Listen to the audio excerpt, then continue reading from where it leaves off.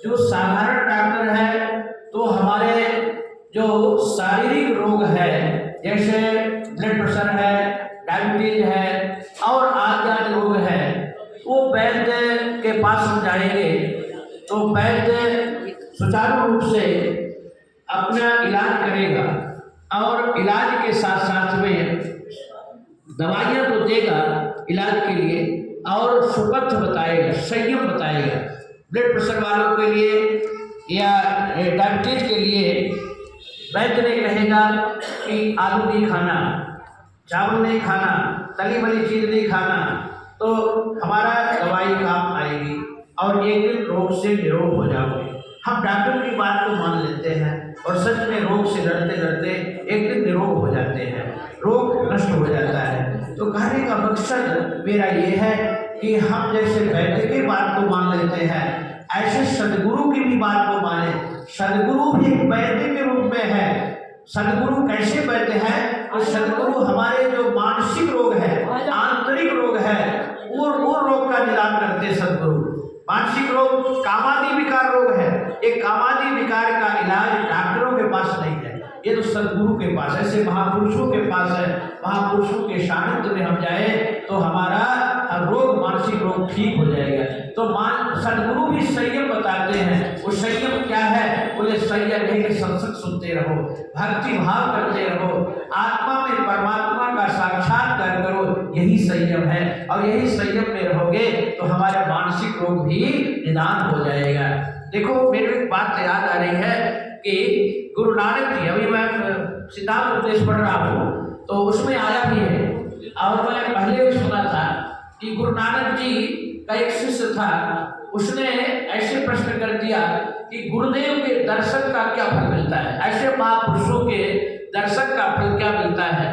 तो गुरु नानक जी ने कहे, बेटा कल सुबह जाना, जो भी कोई जीव मिलेगा तुमको उससे पूछना कि सदगुरु के दर्शन का फल क्या मिलता है। उसने बात को कायम किया। सवेरा हुआ और सबसे पहले उसको कागा मिला। कागज जानते हैं, कौवा। देखो कौवा पंछी जो है ना सबसे पहले उठता है भोर में। अब कौवा काम का जो चिड़िया काम करते तो हम लोग सोचते सवेरा हुआ है, भोर हो गया, अब उठते हैं। लेकिन आजकल तो भोर का 8-9 बजे सो उठते हैं, कहना नहीं चाहिए। लेकिन देखो महाराज दशरथ भी भोर में उठे, सबसे पहले उठते थे। तो अब चौथा पद आ गया तो हम लोग को सबसे पहले उठना ही चाहिए। तो तुरीयावस्था को प्राप्त हो रहे हैं, इसलिए भोर में उठना चाहिए। मतलब रात्रि रहते ही उठ जाए, रात्रि व्यतीत हो जाए तब उठने से कोई फायदा नहीं है। मतलब हमारी आयु रहते ही हम ये शरीर अवस्था को छोड़ के चतुर्थ अवस्था में उठ जाए। ये हम लोग चतुर्थ अवस्था में बैठे हैं, तुरीय अवस्था में बैठे हैं, यही भोर में उठने का यही परिणाम मिलता है। तो कौवा जो है तो भोर में उठता है और जब भोर में उठा उसको अमृत बेला बोलते हैं, जो भोर में ब्रह्म मुहूर्त बोलते हैं 4 बजे। तो कौवा काम काम काम किया।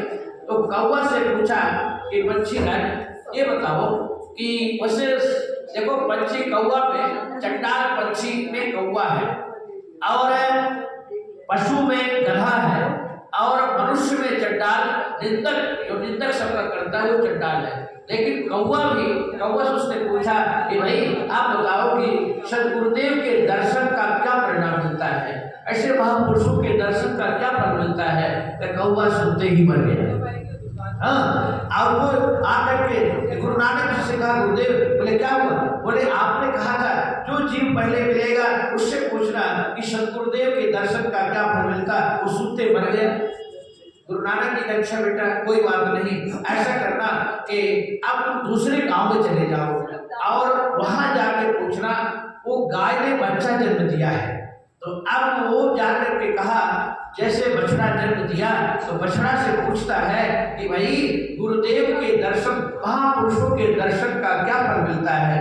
तो वो बछड़ा ही मर गया, सुनते ही बछड़ा मर गया। अब तो फिर आ गए, अब कहे गुरुदेव आप तो और अरिष्ट हो गया। बोले क्या हो गया? बोले बछड़ा जैसे हमने पूछा कि गुरुदेव के दर्शन का क्या फल मिलता है तो बछड़ा सुनते मर गया। गुरु नानक जी ने कहा कोई बात नहीं बेटा, अब तुम दूसरे गांव में जाओ और दूसरे गांव में गया तो एक बच्चा ने माँ ने बच्चा को जन्म दिया, छोटा सा शिशु। तो उससे गुरु नानक जी के से पूछना, वो जाके पूछा कि भाई बेटा ये बताओ कि महापुरुषों का, सदगुरुदेव का दर्शन का क्या फल मिलता है। उस बच्चा ने कहा कि तूने पहली बार जब आया था तो हम कौवा बना था, पंछी था, और जब तू गुरुदेव के दर्शन करके आया और हम तेरा दर्शन किया तो गुरुदेव के दर्शन का ये परिणाम कि मेरी तिर्यक योनि पंछी योनि छूट गया।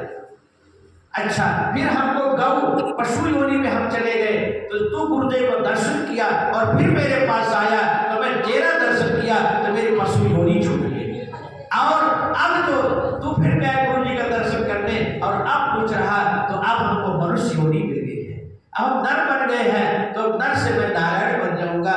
ये सदगुरुदेव के दर्शन का इससे बड़ा परिणाम और क्या होगा, जिसकी तिर्यक योनि छूट जाती है, जिसकी पशु योनि छूट जाती है और जिसका नर से मुक्ति मिल जाती है, न उसका जन्म होता न मरण होता। ऐसे सदगुरुदेव भगवान का श्रद्धांजलि अर्पित कर रहे हैं, पुष्पांजलि अर्पित कर रहे हैं। ऐसे सदगुरुदेव भगवान की प्रतिमा का हम यदि आप लोगों के पास में थे, आप लोगों ने दर्शन किया, अब सूक्ष्म रूप में है, प्रतिमा के रूप में है, इनका हम दर्शन कर रहे, पूजन अर्चना कर रहे, तो हमारा जीवन मरण हमेशा